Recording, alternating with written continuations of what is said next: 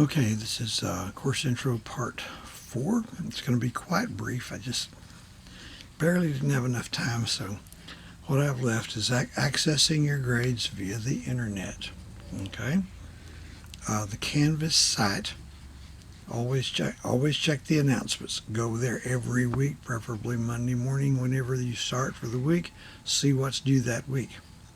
Okay, it's going to have like if not this week but next. It'll say if you're in 1301 Chapter 1 quiz. If you're in 1302 Chapter 18 quiz, and you will have until a minute before midnight Thursday night to get that in. Once you start it, you have 10 minutes. Okay. For the time being, don't use your book. So the first one's at least. I may not change my mind. Then again, I might. Who knows? Okay. And then there are the lecture videos. Sometimes more, sometimes less. It is essential. That's going to class. You have to do that. I've told you this before, but I'm telling you again. I throw in extra stuff. Sometimes it's just illustrations, usually short videos, sometimes much longer ones, and those are kind of optional. I think there's 2 feature length. There's a made-for-TV movie that I put in 1302. And 1301, there's a movie about the first day of the Revolutionary War called April Morning. It's got like Tommy Lee Jones before he got old. So those are somewhat optional, and movies, okay, they're meant to entertain you. They're not meant to inform you. They try to make it as historical as possible, but it's got to hold your attention. When I look at a supposedly historical movie, I'm evaluating it on whether they tried hard enough to get it right, the factuality. But they're going to telescope events. They're going to compress events. They're going to create drama where none really existed. They're there to entertain you and sometimes to politicize you. So I handle them with care. I'm looking at look and feel. Did they depict the era more or less correctly? And as I said before, sometimes I throw in stuff that I just think is entertaining, just to sort of break the monotony. Usually at the end, it's probably going to say time out. I've got some Pepsi commercials. I got a Super Bowl commercial from Kia. I got a commercial I remember seeing when I was in high school. Just stuff like that, and clips from movies and so forth. That's just there to see if you find it as entertaining as I did. Nothing that's going to take up very much of your time. Okay, but so you got the weekly module. You've got modules. You got a module for chapter study questions, for exam prep documents, final exam, that sort of thing. Those are modules. And this time I put them between the course introduction module and the weekly ones. The weekly ones will appear as we go along. I'll leave them open, okay, so you can go back and look at stuff. So in week 3, you'll still be able to see the 1 and 2. What was I going to say? Grade book. You can look at the grade book, and it's going to show you. See, I'm seeing all the columns and everything. You can see what your grades are as you go along. You tell if you're missing something, all right? If it shows there without a grade, you haven't taken it. You've got to get it done. If it shows a 0, that means that the time has expired, and I've gone back and put in zeros for everybody that didn't take it. Now, I'm a fairly forgiving person. There could be a good reason why you couldn't get to it in 4 days. If so, let me know, and I can open it back up for you. I prefer that you not abuse that. All right, so you can access internet. Drops and withdrawals. Okay, the course has just begun, and let me see here. Did I get that in? Did I or not? This is called Being Prepared. Yes.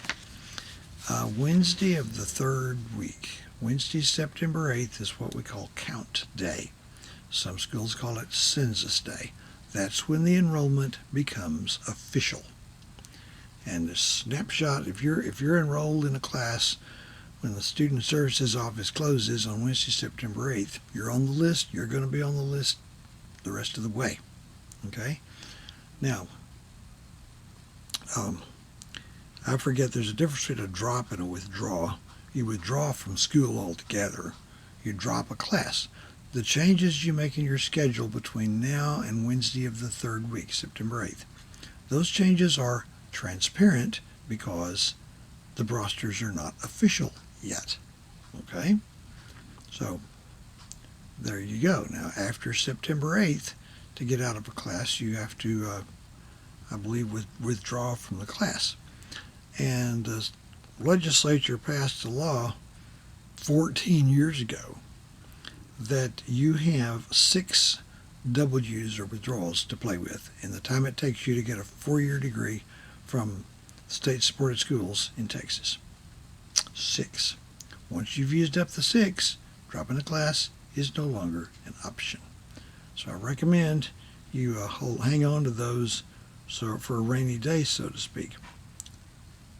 And we have computers now, so that's going to follow you around from one college to the next. Okay, let me see. Now, suppose it doesn't work out and you just discontinue your participation. Well, I noticed that. Yeah, probably. But if it were in a face-to-face class, that paradigm, you just stop coming. That is not a drop. You're still enrolled in the class. You're still getting marked absent every time the class meets. You're still getting a 0 on every assignment that you don't do. You end up with an F. Most of the Fs I give, and I give them without compunction. If you get an average below 59, below 60, I will give you an F and I'll sleep like a baby. Okay? Most of them go to people who just discontinue their participation or they never participated to begin with. Okay? When I was doing all the face-to-face classes, it was pretty easy to contact certain officials and student services with a warning, like an early warning referral it was called. And I'm not quite completely sure how that works now. It'll come back to me. I think I've done it. But they'll give you some warning.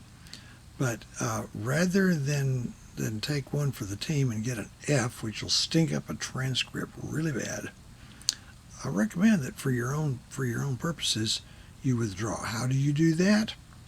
Well, it's not the way it was when we were paper-based face-to-face. What you would do is you don't have to give a reason. You do not have to give a reason.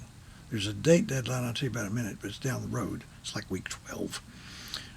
You'd simply email me that you want to withdraw from the class. I would forward your email, including your student ID number, which course and section you're involved in or enrolled in, and when your last date of class activity was. Okay? Because financial aid needs that. I would forward that to student services, and the deed would be done. Okay. The last day to do that is Monday, November 1st, 2021.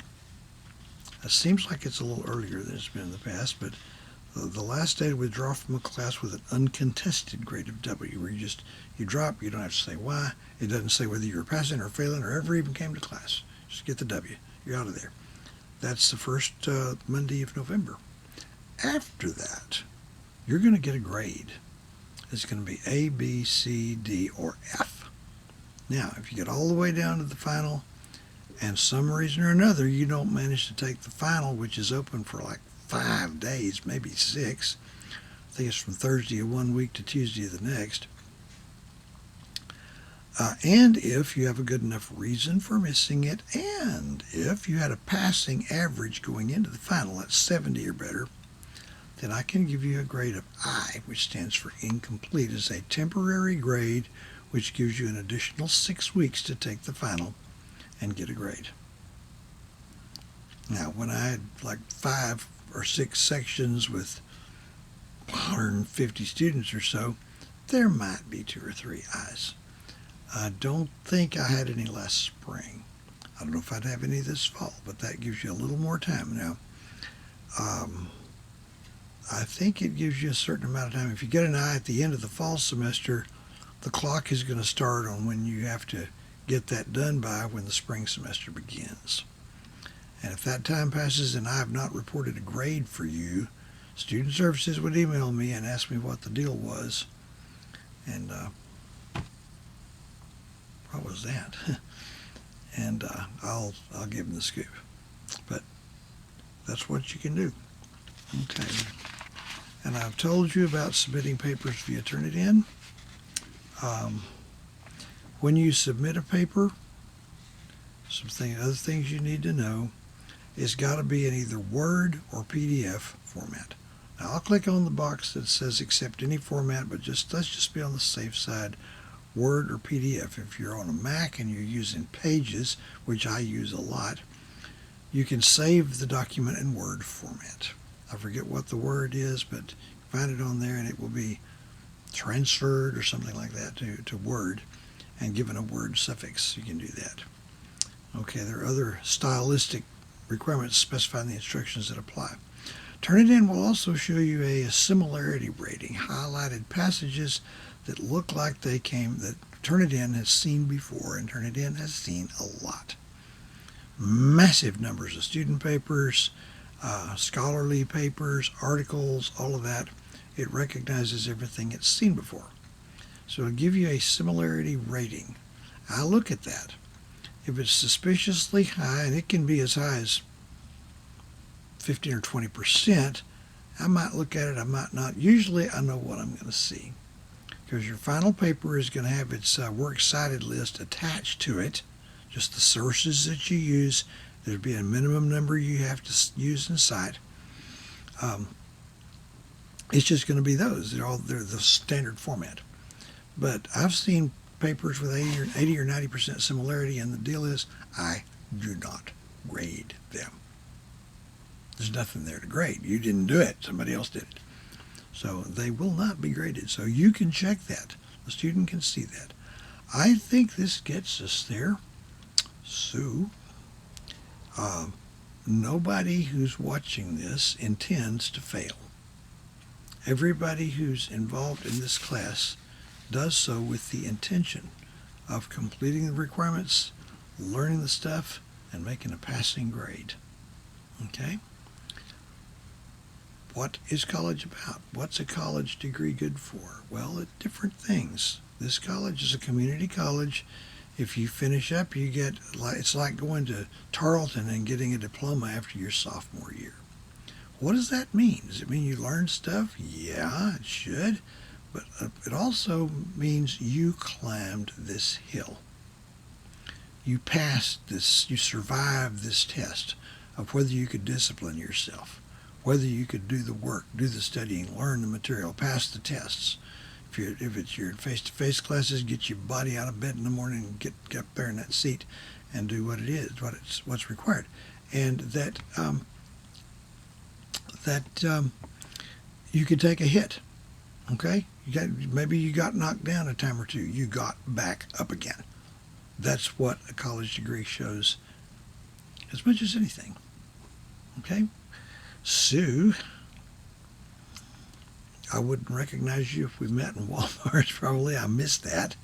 But on the other hand, I've had some, practically had friendships with students, a few of them, in these classes. So anyway, off we go. This week is going to be in 1301. It's going to be about pre-Columbian America, which admittedly is more about archaeology than history. It won't take long. And to get into discovery, colonization. 1302, you're going to be looking at the defeat of the Plains Indians and on into the settlement of what we call the interior West. So there we go. Go for it.